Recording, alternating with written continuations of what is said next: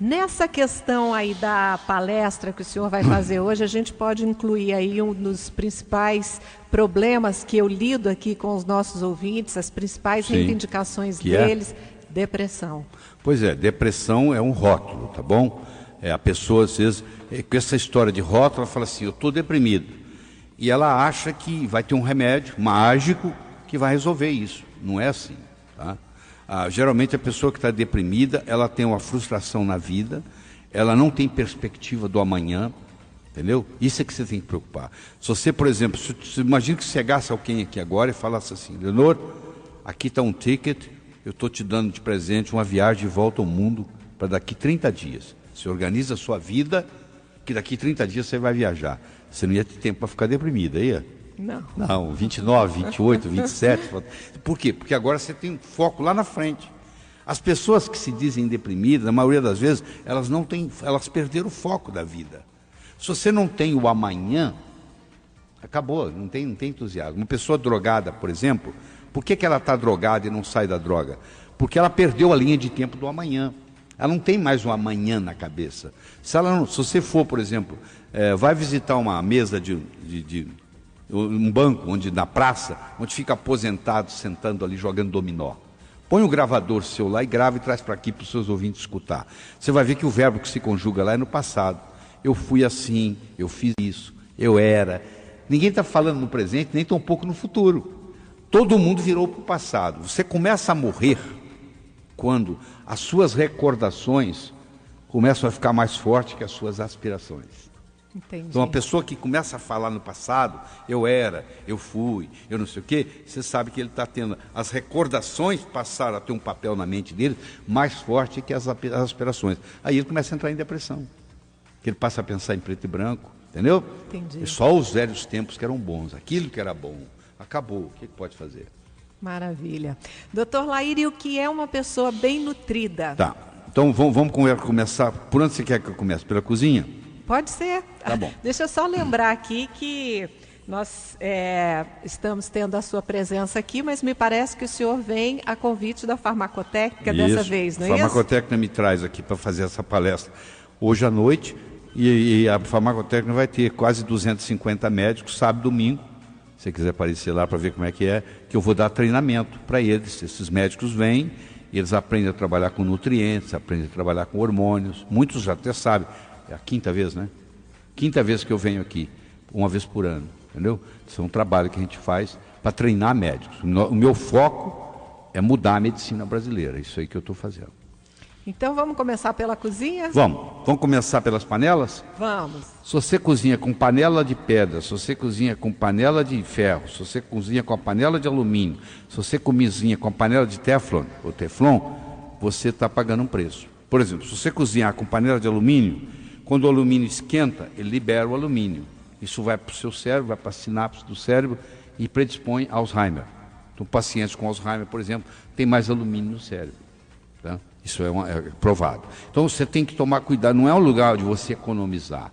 Porque não adianta eu te falar dos alimentos que você vai cozinhar se você não está cozinhando com o utensílio certo.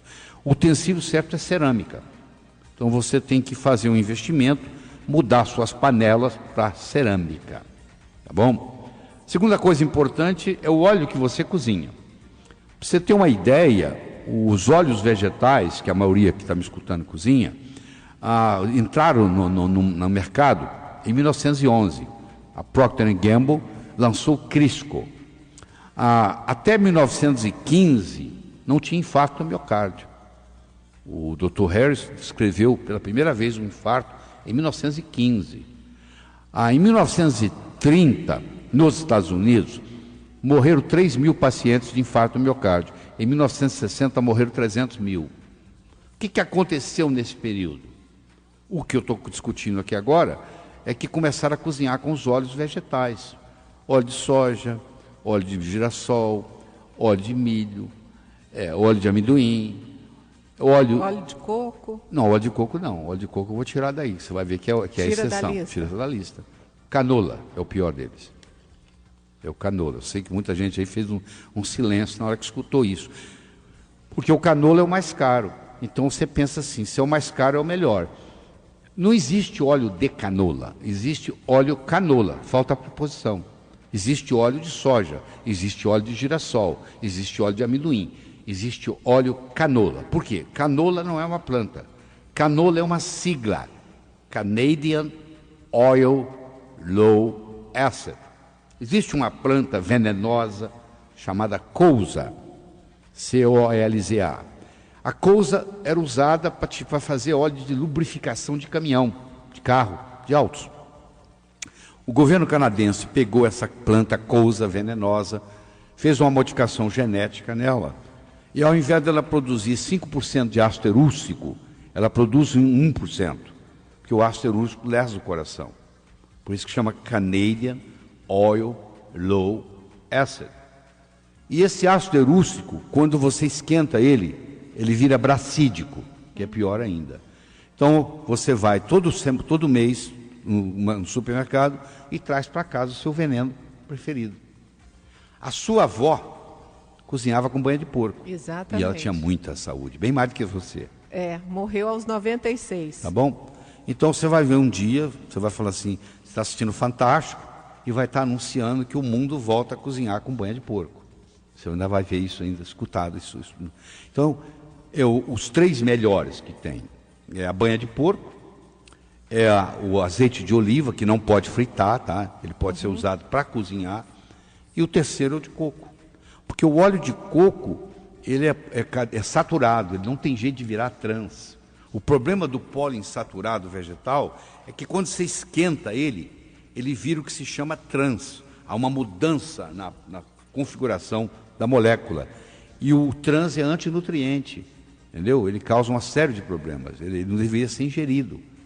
Mas como o óleo vegetal ele poderia ficar rançoso na gôndola do supermercado em 10 dias, para ele não ficar rançoso, eles fazem uma tecnologia chamada de hidrogenação parcial. Então, quando você vai comprar o óleo de soja, o óleo de girassol, ele já está trans. Você leva o veneno para casa. Então, se você que está me escutando quiser ter saúde, você pode voltar a cozinhar com a banha de porco que seus antepassados cozinhavam. Você pode usar o azeite de oliva, que é um pouco mais caro, ou o óleo de coco, que é barato. E como comprar esse óleo de coco? Porque existem várias formas, está na moda, assim, qual seria o mais adequado? Eu diria para você que não faz muita diferença um do outro, não, porque né? eles todos têm capróico, capílico, cáprico e láurico, que são os ácidos graxos de cadeia média, que está entre 6 e 12 carbonos. E como eles são ácidos graxos de cadeia média, eles são termogênicos.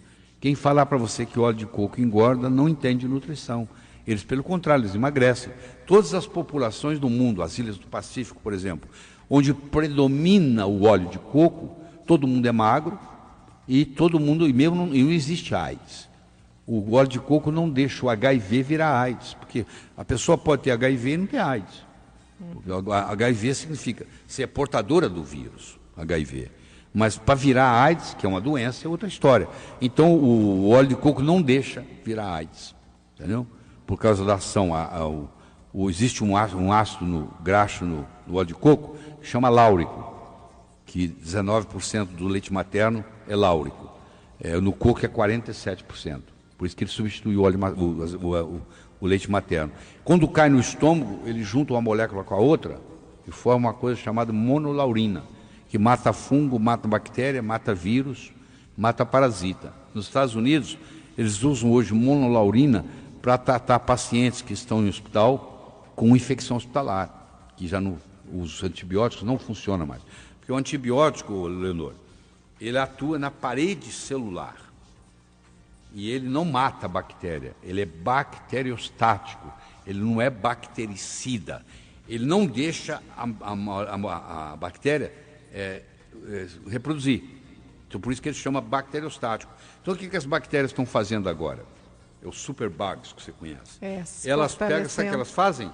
Elas saem, elas deixam a parede celular e saem de lá.